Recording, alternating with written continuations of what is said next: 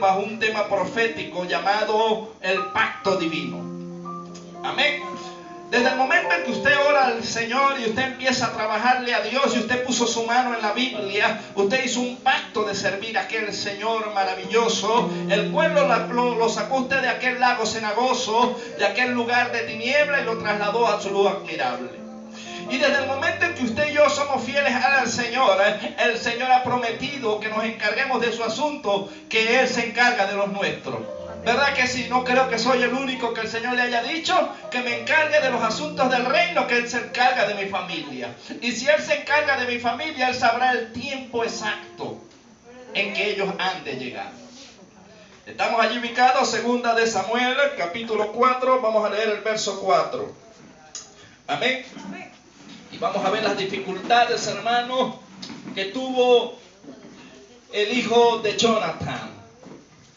¿Verdad? A veces nuestra familia está atravesando circunstancias como el hijo de Jonathan y está ya en Lodebar, en tierra de olvido.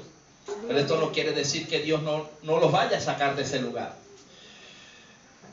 Segunda de Samuel, capítulo 2, verso 4. Capítulo 4, verso 4. Amén. Leemos entonces palabra bajo la bendición del Padre, Hijo y la comunión con el Espíritu Santo del Señor. Amén. Y dice de la manera siguiente: y Jonathan, hijo de Saúl, tenía un hijo lisiado de los pies.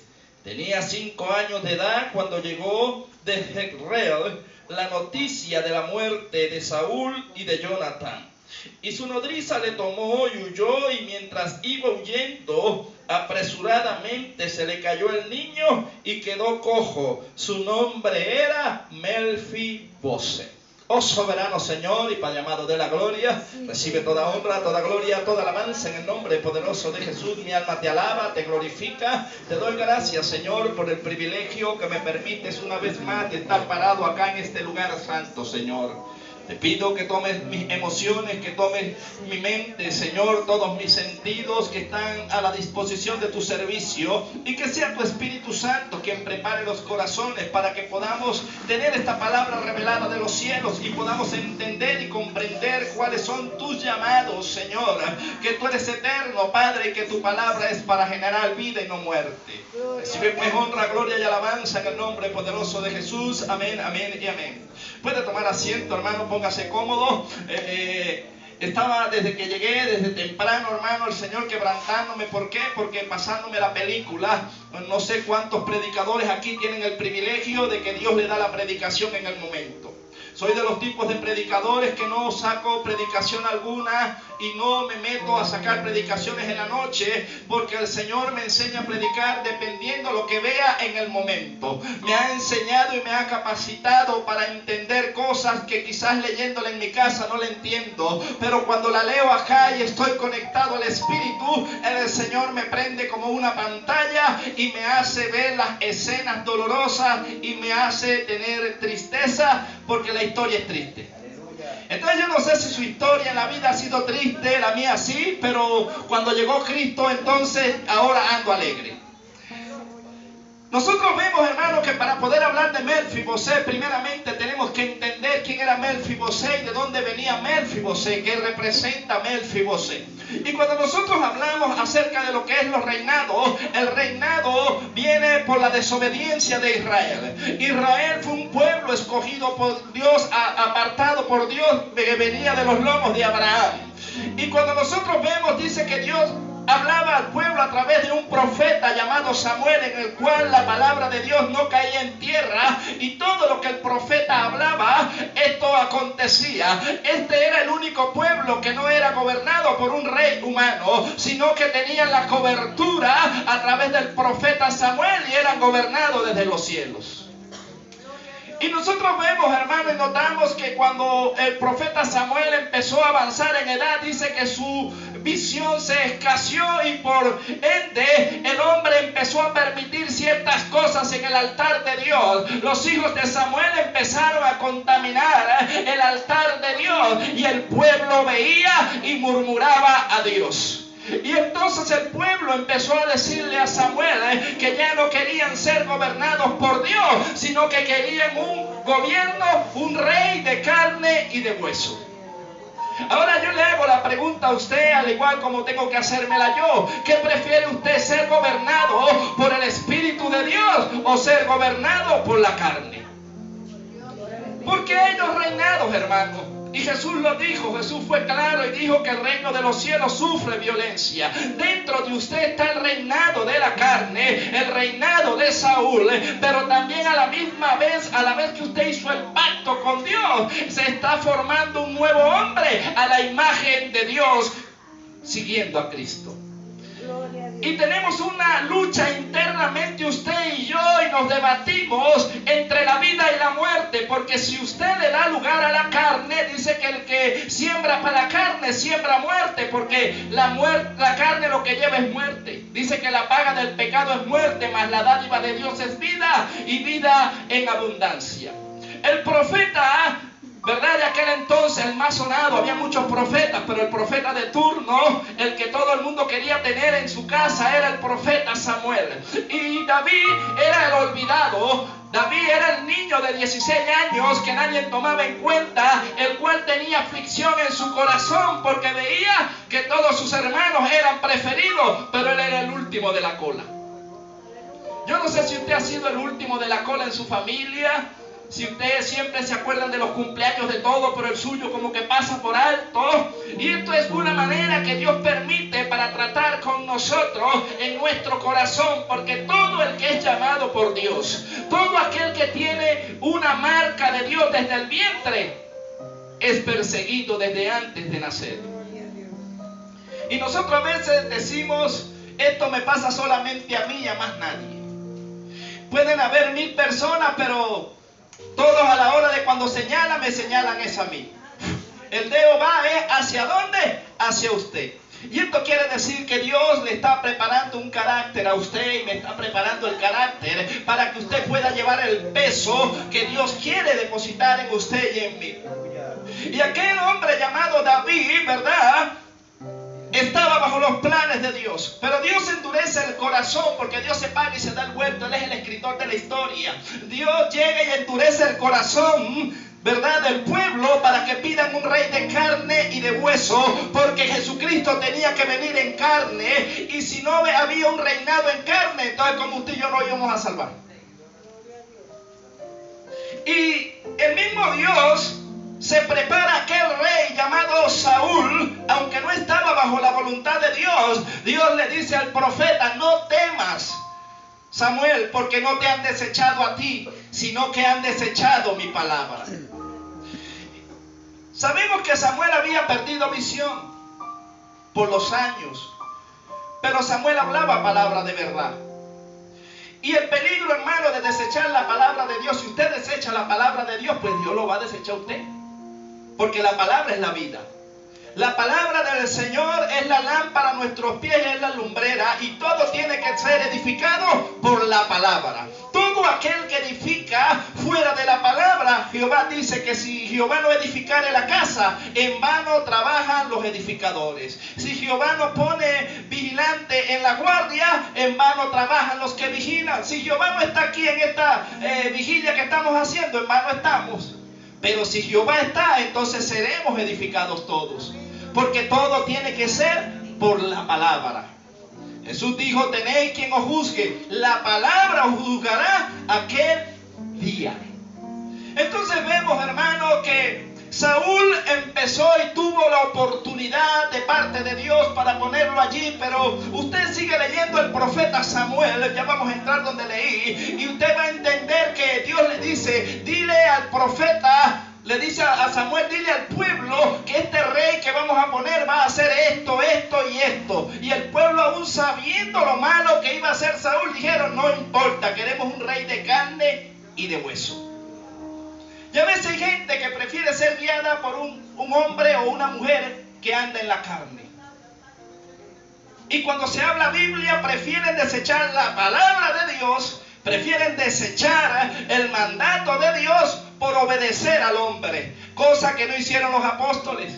Porque los apóstoles le dijeron a aquellos sacerdotes de aquel entonces, cuando les prohibieron que predicaran en el nombre de Jesús, dijo, digan ustedes qué mejor obedecer, ¿a Dios o a los hombres? Entonces, ¿qué es mejor obedecer? ¿La palabra o al hombre? Si obedecemos al hombre, hermano, nos vamos a evitar problemas, pero vamos al camino de perdición.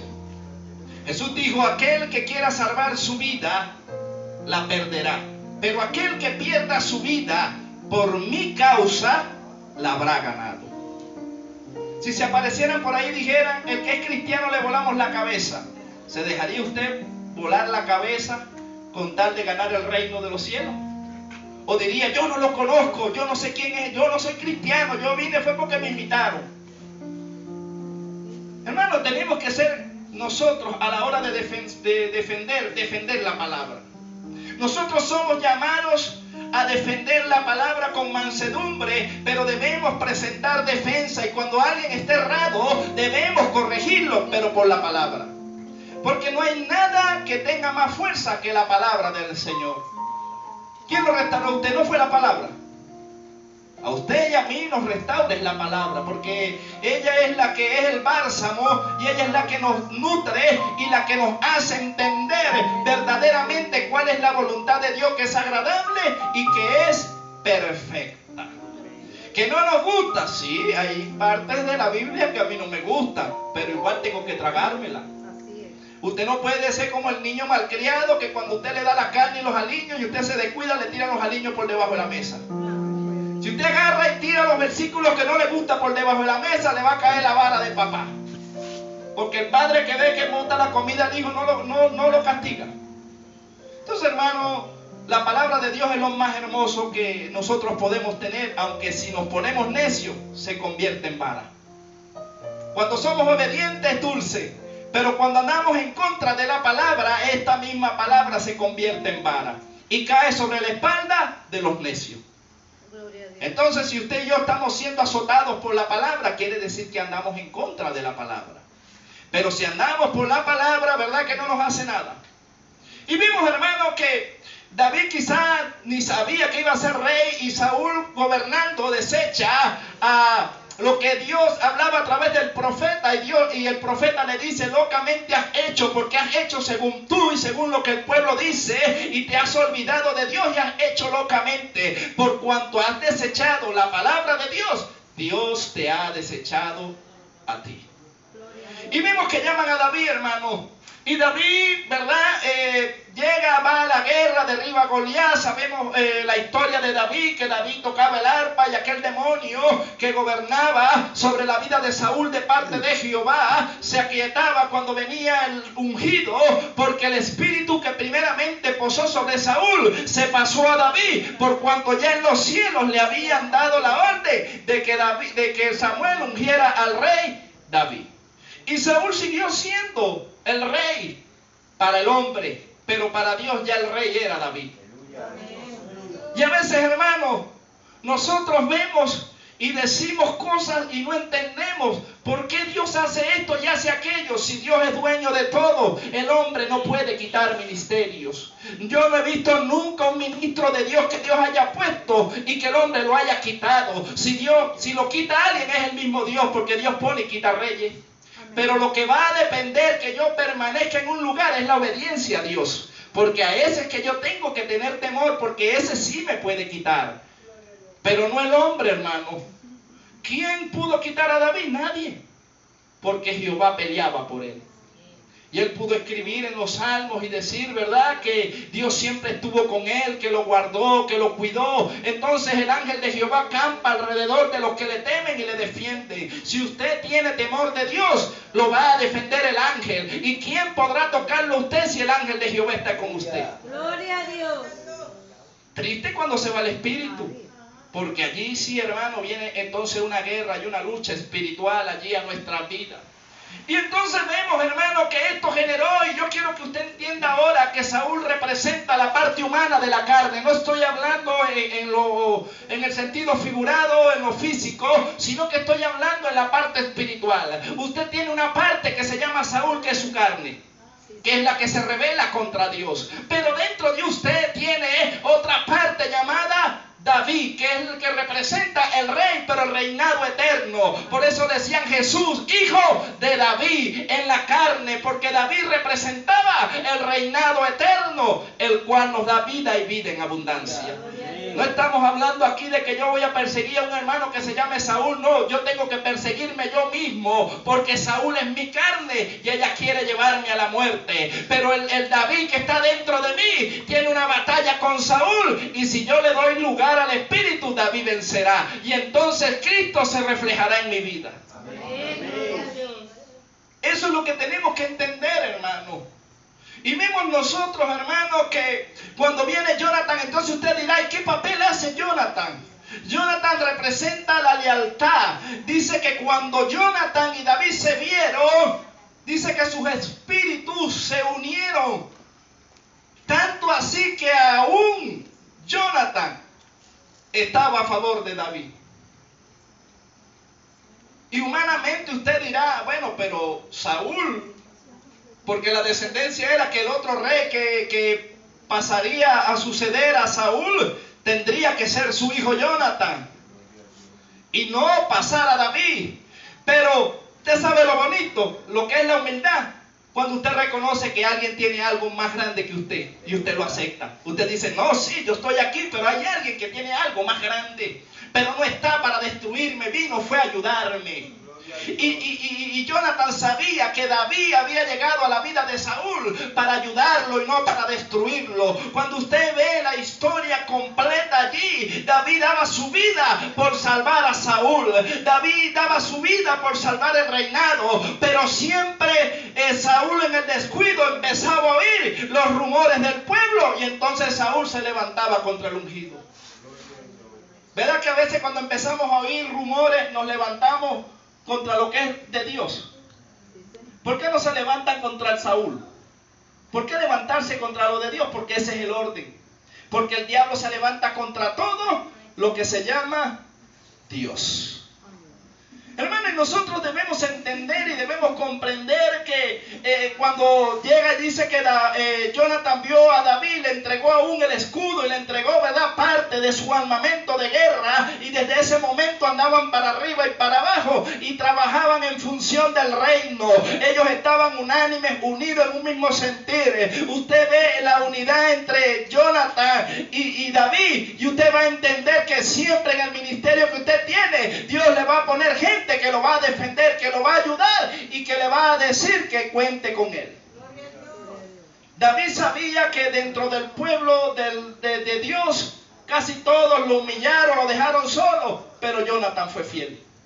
Jonathan fue fiel al llamado de David. Y hay algo, hermano, que cuando Jonathan sabía que iba a morir, porque él sabía, él era leal a su padre, él dijo, yo iré a la guerra, y fue a la guerra con su padre. Le dijo a David algo, le dijo una promesa, no olvides nunca a mi familia.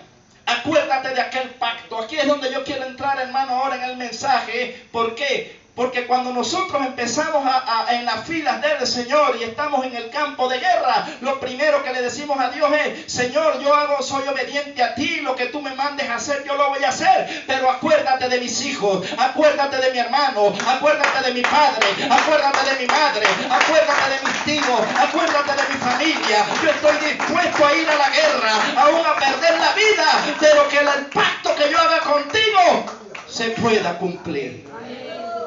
Por eso no se desespere, hermano, si su familia no ha llegado. Porque Jonathan murió y no lo vio.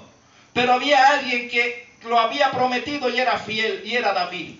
Y David representa a Cristo. Si Cristo le dijo a usted que su familia es de él, aunque usted parta primero, Dios se encargará de que ellos lleguen.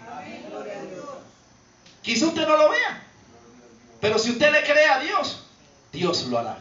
Si usted muere siendo leal, usted verá la promesa de Dios. Porque Jonathan murió siendo leal. ¿A quién? A David. Si usted muere siendo leal a Cristo, usted verá las promesas del Señor. Mi hermano Manuel, pon la música allí. Entonces, hermano, ahora sí entramos aquí. Dice que en el momento del conflicto y de la guerra, leímos aquí en segunda de Samuel capítulo 4, verso 4, dice que a la hora de la guerra, cuando muere Saúl y muere Jonathan, dice que la persona que estaba encargada del hijo de Saúl, de Jonathan, perdón, tuvo miedo y salió corriendo. Y en aquel momento que corre, se le resbaló el niño de las manos y quedó lisiado. Quizá, hermanos, nosotros cuando nacemos en una familia que nosotros no decidimos. Y en algún momento de la soledad de nuestra vida, en nuestra habitación, yo lo hice antes de llegar a Cristo. Yo decía, entre tanta familia, Señor, como que me metiste en la peor.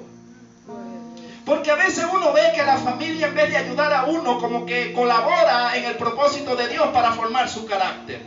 Y usted dice, oye, pero qué tremendo, ¿verdad? Que ni siquiera los de afuera me hacen tanto daño como mis propios hermanos. Qué tremendo es cuando usted ve la historia de la Biblia. Dice que José era un muchacho soñador, lleno de visión y de sueño, pero que sus hermanos atentaron contra su vida y lo vendieron y lo esclavizaron. Cuando vemos a Jesús, vemos a un Jesús maravilloso que también no tenía error ni tacha alguna, pero que sus hermanos no creían en él. Y aún donde él se crió, dice que no pudo hacer muchos milagros porque creían que Jesús era el hijo del carpintero.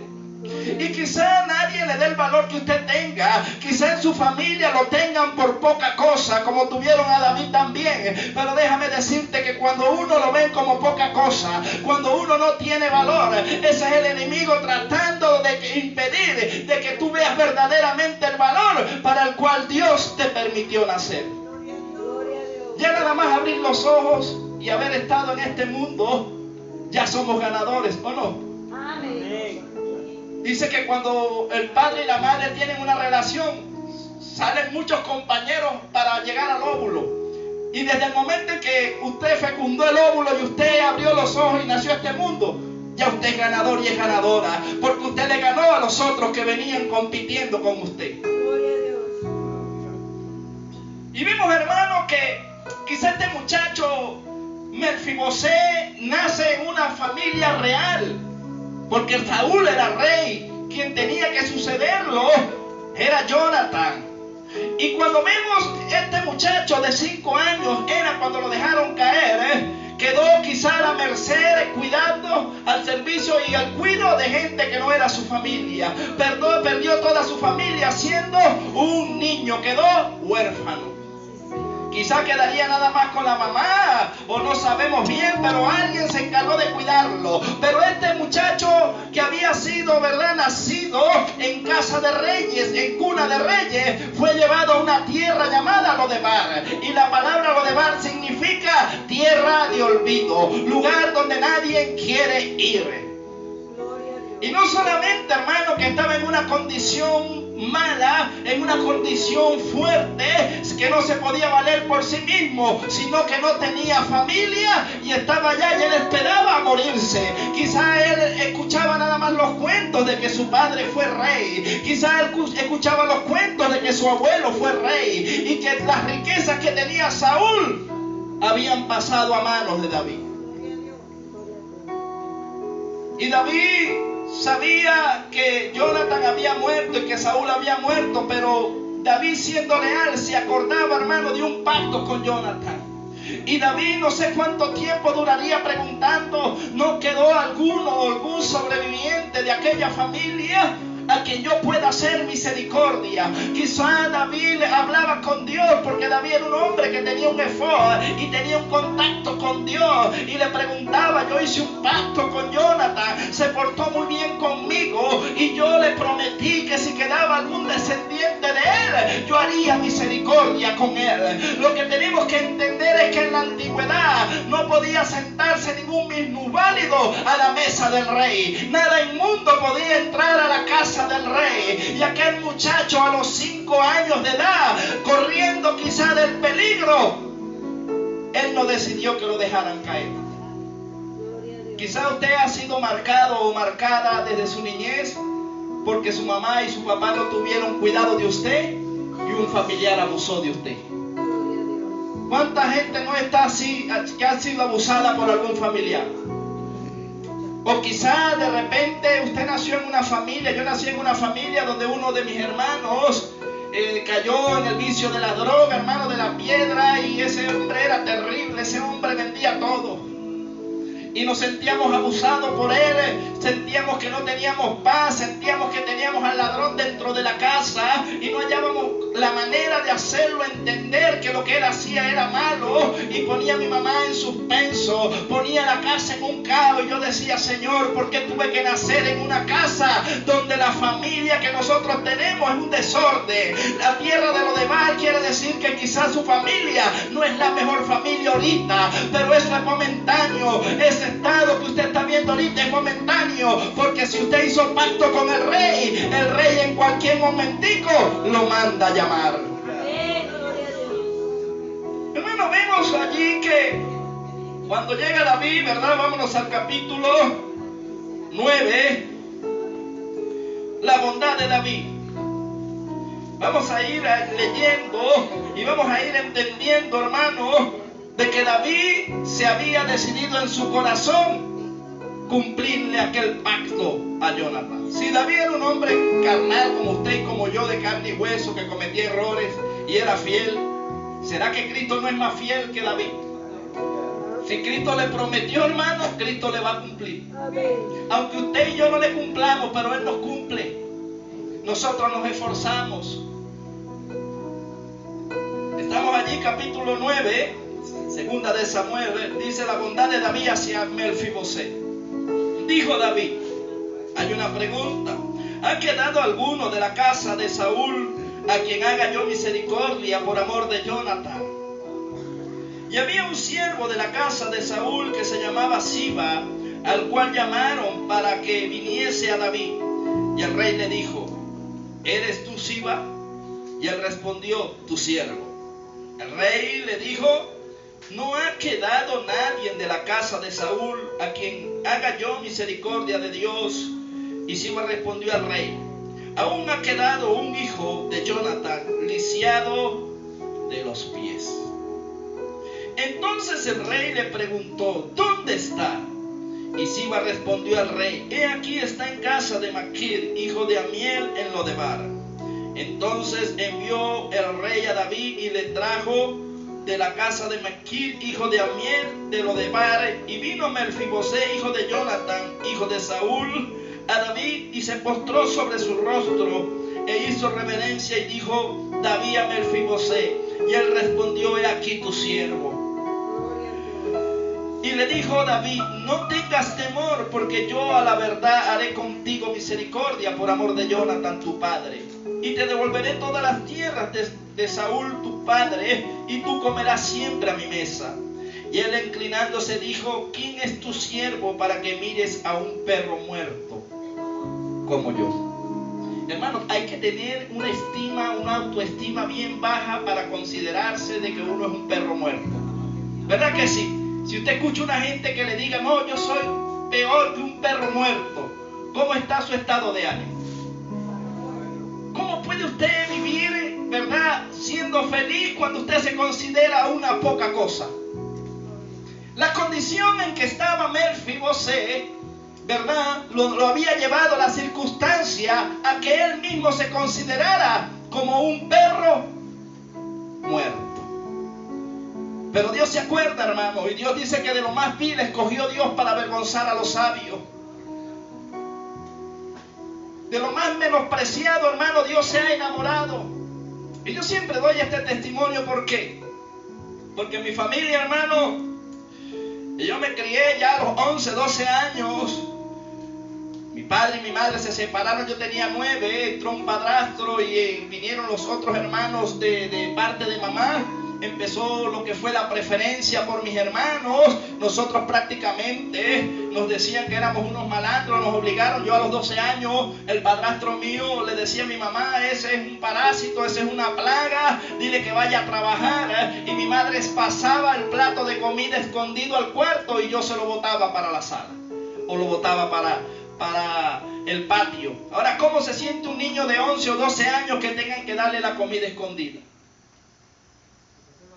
Es como fuerte, y se fue creando allí, y prácticamente eso me zumbó a la calle. Empecé a andar con los malandros más fuertes de Fundación K, conocido como la banda de los menores allá, y empecé a conocer después ya la banda más grande. Y aunque anduve entre asesinos, nunca asesiné a nadie, pero Dios me permitió y me cuidó, porque desde el vientre de mi madre me había señalado para que yo predicase el evangelio en este tiempo. Entre tanto peligro, entre tanto tiroteo, entre tantas cosas, Dios me permitió ver a mí y conocer un mundo donde yo no quería estar, pero las circunstancias de mi familia me habían zumbado a la calle.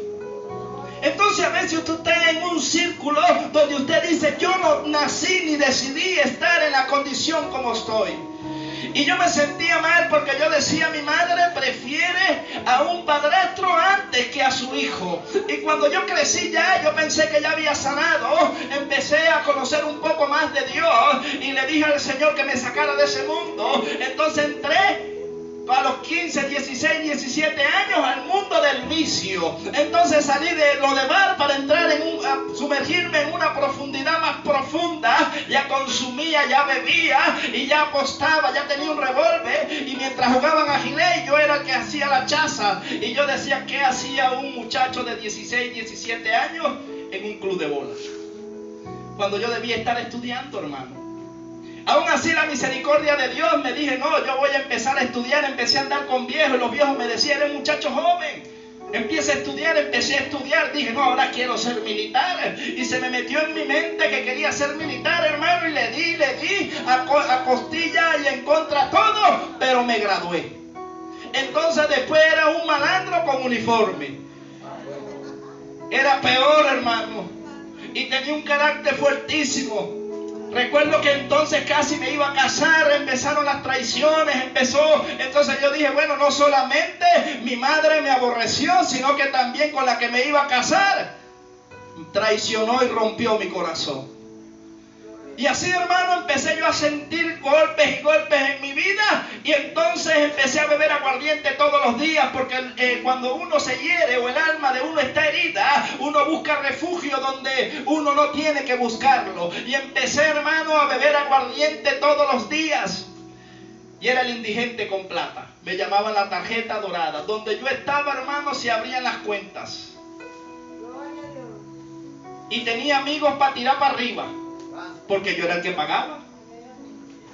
Y yo decía: no, aquí me siento bien, porque aquí tengo amigos. Mentira, amigo el ratón del queso. Amigo me entretenía. Cuando usted tiene plata, todo el mundo lo quiere. Cuando usted está viejo, ¿verdad? La familia lo quiere, ¿verdad? Que si usted está viejito, y no, yo lo cuido. Pero si es un viejito limpio, olvídese. Lo mandan para allá, para el ancianato. No sé: señor, ahora llévatelo rápido, está sufriendo. Pero si tiene plata, no te lo lleves todavía, Señor. Yo lo cuido, yo lo amo. Sí. Hermano, así son los seres humanos, o así somos los seres humanos. Y vemos, hermano, que cuando yo llego, ¿verdad? Estoy en la indigencia, ya había conocido de Cristo. Empezamos nosotros y armamos un ministerio evangélico de borrachos. Entonces estaban los diáconos descarriados y bebíamos aguardiente, cantábamos himnos y nos venían a predicar los testigos de Jehová, y salían predicados ellos. Venían los libres a predicarnos a nosotros y le decíamos: ustedes son más mundanos que nosotros. Había un pastor pagando el precio, y cuando venían las mujeres de allí de la iglesia libre, yo le decía: pastor, tú tienes que arrepentirte nuevamente. Mira cómo anda el mundo dentro de la iglesia y tú lo apoyas. Pero resulta que Dios me levantó en esa iglesia, hermano. Empezó Dios a tratar conmigo y yo le dije: Señor, ayúdame, porque si tú no me ayudas, yo no puedo salir de este lugar. Vamos a pactar una noche borracho, ¿verdad? Le digo: Señor, yo tengo facilidad de palabra desde niño y conozco de Biblia, pero mira las condiciones como estoy, no estoy apto para predicar. Un día mataron a un compañero, hermano, y se lo entregamos a Cristo agonizando. Yo creo que se salvó. Dios dio testimonio de que se salvó, porque Dios usa a quien tenga que usar, ¿o no? Entonces le dije: Señor, dame la ayudita. ¿Y usted sabe cuál fue la ayuda? En un cumpleaños de mi mamá se endemonia mi hermano, un hermano por parte de mi mamá, y me dio una puñalada a 60 puntos entre corazón y pulmón y me mató. Y yo le dije, bendito Dios, no pudiste buscar otro entre tantas millones de gente, tiene que ser mi hermano de sangre. ¿Y usted sabe cuáles fueron las palabras de Dios? Si fuera otro, no sabes si lo perdonas o no. A este tienes que verlo todos los días a la cara. Y yo llego al evangelio, yo dije, voy a meterme al evangelio porque si no me meto lo voy a matar. Eso era mi pienso. Yo dije, no, es que no cabemos los dos en el mundo. Pero después que llegué allá, hermano, que el Señor trató conmigo, bueno, gloria a Dios, me convertí a Cristo. Bueno, Dios me llamó de esa manera, me dijo, nada más te toqué con el alfiler. Pero a la semana estaba trabajando, hermano, con una sola mano, pero trabajaba. Y yo veía a mi hermano que me veía así como palandreado, y yo me encendí y le decía, Señor, así yo no puedo.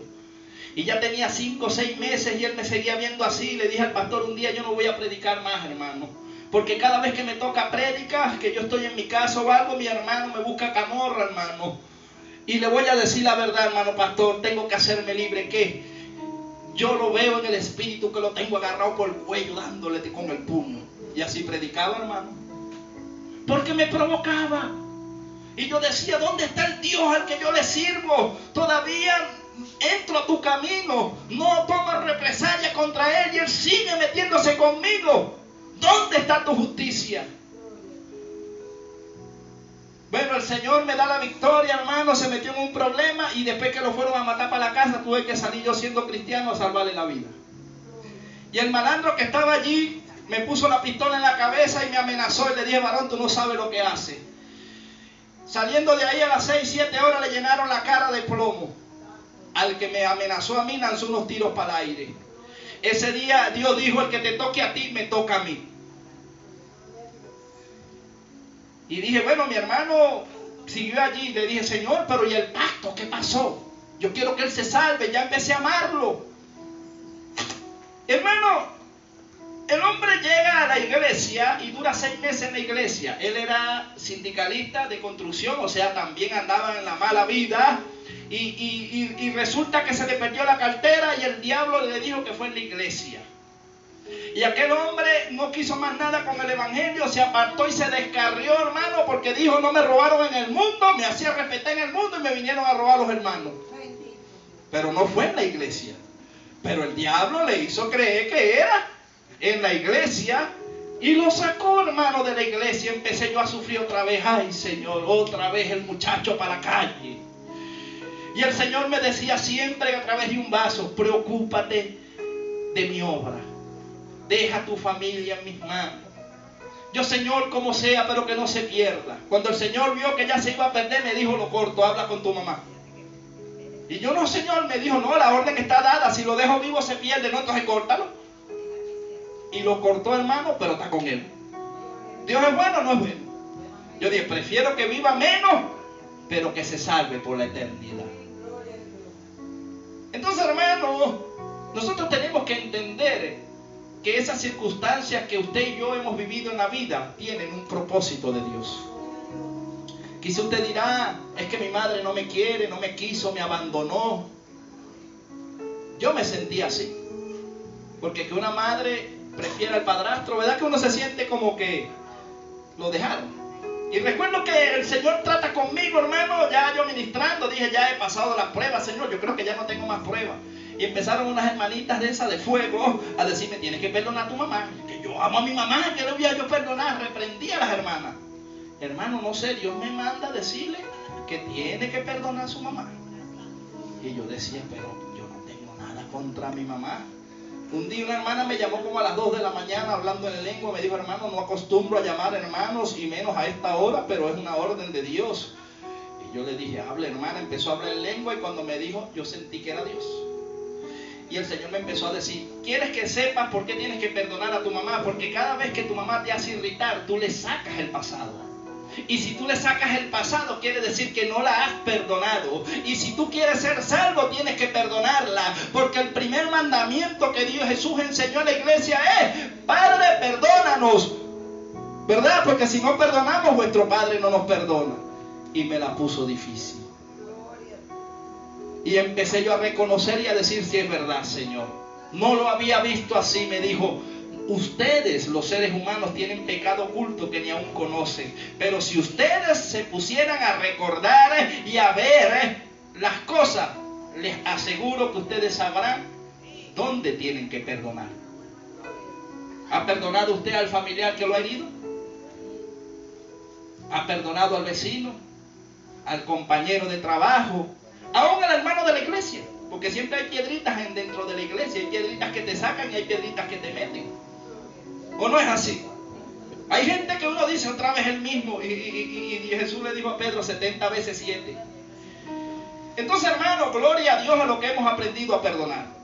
Gloria a Dios a lo que hemos aprendido a entender, que si no perdonamos no nos perdona, y como yo quiero ir al cielo yo tengo que perdonar, y si yo no perdono entonces no me van a perdonar, porque aquí lo que usted siembra, eso es lo que usted va a recibir de parte de Dios. Entonces aquel hombre Mefibosé, después de vivir un tiempo en soledad allá en Lodebar, siendo despreciado, quizás sintió miedo cuando Siba le dijo: mira, Melfi, yo no sé cuál problema tú te metiste, pero el rey te mandó a buscar. ¿Cómo se siente usted cuando dice: lo llama el pastor? Y usted no ha hecho nada, pero se siente miedo. ¡Ay, Dios! ¿Qué pasaría? No es nada malo, es una honra. A lo mejor el pastor lo está llamando para darle un cargo, ¿verdad? Y usted, ¿qué habrán dicho? Me imagino que el corazón de Mefibosé acelerado, bueno, pero porque el rey y David era un hombre fiero. Y cuando David le dice a Mefibosé: yo te voy a devolver todo lo que era de tu padre. Y no solo eso, hermano, sino que le dijo: desde ahora te sentarás conmigo a comer en la mesa del rey. ¿Verdad que a veces la gente, tú andas en pecado? Anda en pecado. Mefibosé representa, hermano, la naturaleza pecaminosa, pero David representa a Cristo. Y si Cristo a usted lo limpió, usted está apto delante del reino. Aunque físicamente coje, aunque físicamente esté paralítico, pero si usted está limpio de corazón, usted se sienta en la mesa del rey. Porque los limpios de mano y de corazón puro verán al Señor. No hay imposibilidad, hermano. Yo he visto gente en silla de ruedas que adoran más a Dios que nosotros. Gente minusválida que no tienen ni siquiera las extremidades, ¿verdad, hermano Manuel? Y cómo adoran a Dios. Y nosotros que tenemos todos los sentidos bien ejercitados, nos cuesta. Gente presa, que están presas físicamente, pero adoran a Dios o no lo adoran en el espíritu. Está preso su cuerpo, pero su alma ha sido libre por Dios. Porque han aceptado a Cristo y el Rey los mandó a llamar. A veces, hermano, vivimos una vida de hipocresía porque aparentamos ser alegres, aparentamos que estamos bien, pero ¿cómo está nuestro corazón? ¿Cómo está nuestra alma? ¿Está libre verdaderamente delante de Dios? Jesús dijo: ¿quién de acá es digno de agarrar una piedra y pegársela a aquella mujer? ¿Quién dentro de la iglesia tiene la potestad de llamar pecador a otro? La Biblia dice que nos corrijamos con amor, ¿verdad que sí? Pero ¿quién de nosotros Dios nos ha dado la autoridad de agarrar una piedra para pegarle piedra a otro? No conozco el evangelio de Jesús, no es así. Si usted me habla del Antiguo Testamento, sí conocemos Biblia. Y nos sentamos a los religiosos, a los sacerdotes, que fueron los que querían apedrar a la mujer. Entonces, el que le gusta apedrar a la mujer representa a la iglesia. ¿Y la iglesia es pecadora? Sí, la iglesia es un hospital donde hay mucho enfermo. Nómbrame aquí uno que haya una iglesia perfecta. Y Pablo tuvo que cargar, hermano, con diferentes caracteres de varias iglesias, porque empezó con los Gálatas y empezaron bien, pero terminaron en la carne. Y Pablo diría: me van a sacar las canas estos muchachos, pero bueno, gloria a Dios, tengo que volverlos a enseñar, hijitos míos amados en el Señor. Pero entonces fue a los Corintios y dijo: ustedes tienen todos los dones, pero no lo usan para edificación de la iglesia, sino que se andan en rivalidad, chapeándose. Yo tengo 4 dones, tú tienes ¿cuántos? 2, yo tengo más que tú, yo soy más grande. Entonces Pablo le dijo: no, es que ustedes no están todavía aptos para yo darle lo más grande. Porque todos los ministerios, hermanos, son para la edificación de la iglesia. Y ninguno es más grande que otro, porque todos se necesitan. Yo veo los ministerios, hermano, como así los 5 dedos. Y para nosotros pelear contra las tinieblas, hermano, están los 5 ministerios. Y dentro de una iglesia, si usted reconoce un solo ministerio y los otros 4, ¿cómo golpea las tinieblas? Si usted elimina el profético, elimina el de maestro, elimina el evangelístico y deja solo el de pastoral. ¿Será que un pastor solo puede hacerle frente a las tinieblas? ¿O el pastor necesita de sus evangelistas, de sus maestros? ¿Necesita el pastor de los apóstoles? Vienen siendo como los misioneros. ¿Se necesita en la iglesia todo o no se necesita?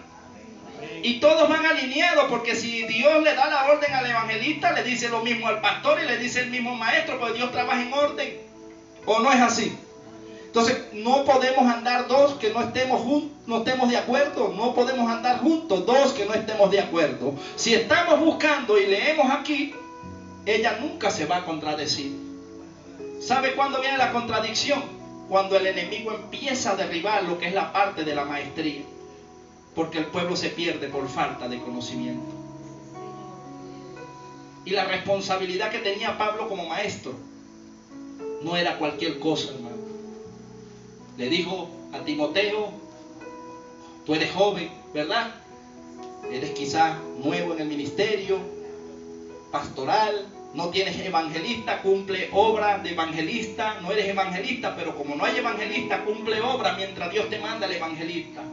Pero acuérdate de esto, Timoteo, de la doctrina que has aprendido. Cuídate de ti mismo.